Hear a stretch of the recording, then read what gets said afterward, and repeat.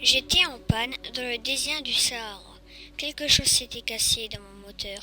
Et comme je n'avais avec moi ni mécanicien ni passager, je me préparais à essayer de réussir tout seul une réparation difficile. C'était pour moi une question de vie ou de mort. J'étais bien plus isolé qu'un naufragé sur un radeau au milieu de l'océan. Alors, vous imaginez ma surprise au lever du jour quand une drôle de petite voix m'a réveillée. « S'il vous plaît, dessine-moi un mouton. »« Hein ? Dessine-moi un mouton. » J'ai sauté sur mes pieds comme si j'avais été frappé par la foudre. J'ai bien frotté mes yeux, j'ai bien regardé et j'ai vu un petit bonhomme tout à fait extraordinaire qui me considérait gravement.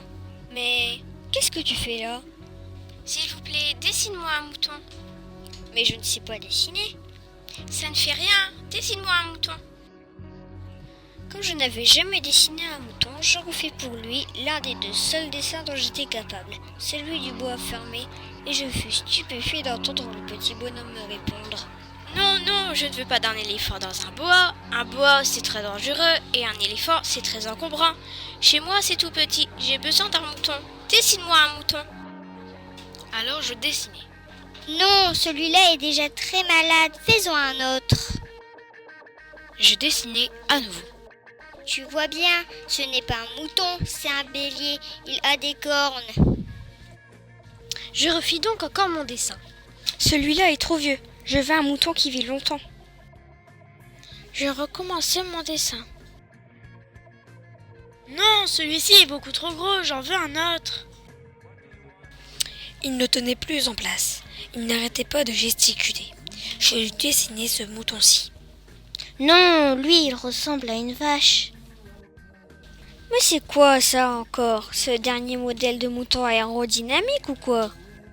Alors, je lui présentai d'autres propositions. Mais à chaque tentative, il trouvait un prétexte. Non, sa queue est beaucoup trop longue. Et celui-ci ressemble trop à une chenille. Il m'exaspère vraiment avec son mouton, celui-là. Puis celui-là avec les yeux bridés ne verra pas les baobabs. Surtout pas. Avec ses trop grandes jambes, il sera difficile pour lui de se baisser pour se nourrir. Alors, faute de patience, comme j'avais hâte de commencer le démontage de mon moteur, je griffonnais ce dessin-ci. Ça, c'est la caisse. Le mouton que tu veux est dedans.